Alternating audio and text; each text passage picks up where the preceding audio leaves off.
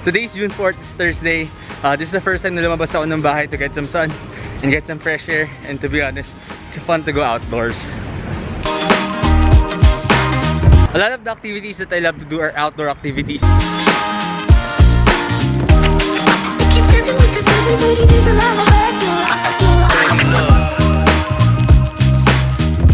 And since nawala yun, I was less active and I was less motivated. When you're literally the only person in the road. Oh my god. Welcome to Las Piñas.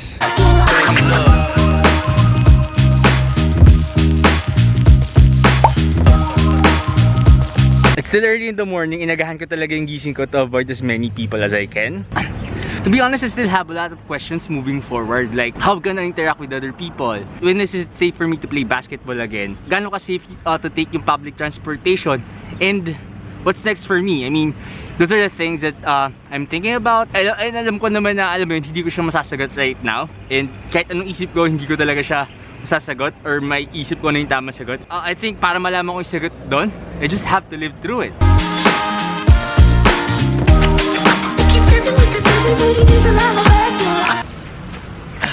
Those are the uncertainties that gives me anxiety, but at the same time makes life interesting.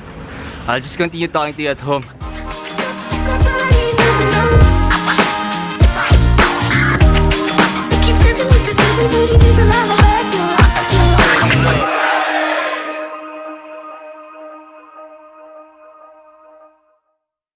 Now that we are in GCQ, restrictions are now easing out. Pero kailangan pa rin natin maging maingat because, alam mo yun, another wave might come out of it and hindi natin afford to have another lockdown. I know it's time to move forward, but before I think too much of the future, I just wanted to look back muna on the events that happened to me during this lockdown. And para lang, I have this parang moment in time where I could rewatch this video to look back and tingnan ko kung ano talaga yung mga nangyari for me that I'm grateful for during this lockdown. I guess everyone was so anxious to start because we don't really know how hard our country is gonna get hit. And siguro yung inisip natin, are we gonna get hit like how Italy was hit? Will our family get infected by the pandemic? And one of the things that I'm really grateful for so far was nobody in my family or nobody close to me has suffered from the pandemic. Not health-wise, diba? So yun, I'm just really grateful for, and I'm hoping din na to everyone who's watching, sana your family will stay safe and nobody close to you will contract this virus. We have a neighbor just 2 houses away from our home, and they lost their dad during the lockdown due to COVID.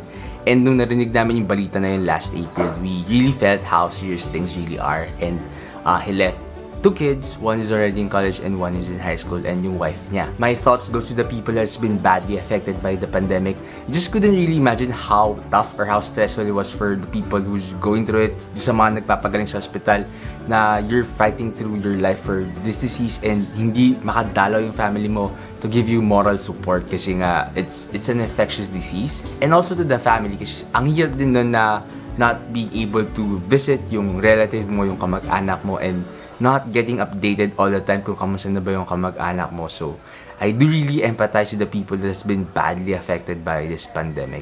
Moving on, another thing that I'm really grateful for was I was still able to continue keep doing what I'm passionate about. I was still able to keep doing YouTube videos. Somehow, it keeps my mind off the things that's happening, and it makes me feel productive that somehow I'm still progressing in my life kahit nasa bahay lang ako. I acknowledge that it is a privilege, and I hope people don't take it negatively. We are all dealt with different set of cards in our hands. Yung iba swerte, yung iba hindi ganun kaswerte. I just hope na we just make the most out of it and hope for the best. One of the moments that I'm really grateful for was I was able to spend some quality time with my family and we play my card games. I do collect card games and I love playing card games with other people kasi it's fun and it's an interactive way of interacting with other people. That's one of my pastimes with my friends, so it was a special moment to play my card games with my family. Another thing that I'm really grateful for during this lockdown was my high school batchmates. For me, this one is the most surprising of all. Our high school batchmates got back together during this lockdown. Not physically, but through Zoom meetings, through Facebook chat rooms, so it's digital. But the reason why it was a surprise para sa akin because our high school batchmates never really hang out. It's been 10 years since we graduated from high school, so it's already a decade. And out of that 10 years, there's only one time that we hang out. Video yan, video. What's up, fat boy? Na magkakasama kami after we graduate. And I thought that was the first and last time na mangyayari yon. It's already 2 years ago and I thought it was it. Hindi na masusundan to. So what happened ngayong lockdown is we have one batchmate and nag-set siya ng Zoom meeting.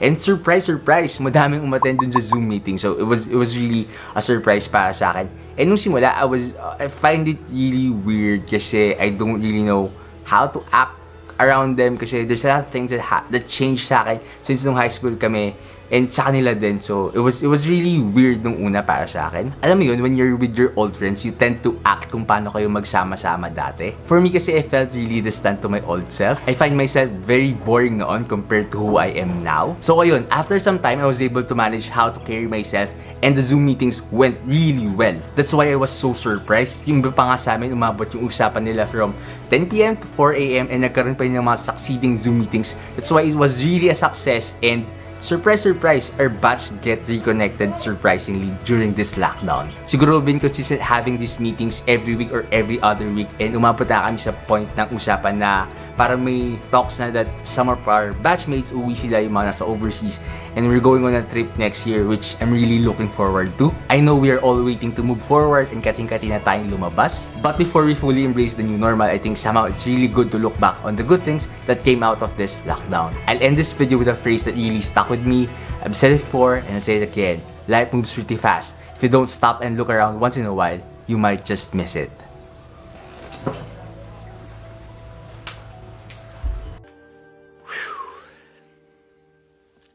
Yep. I said it before and I'll say it again. Life moves pretty fast. You don't stop and look around once in a while, you could miss it.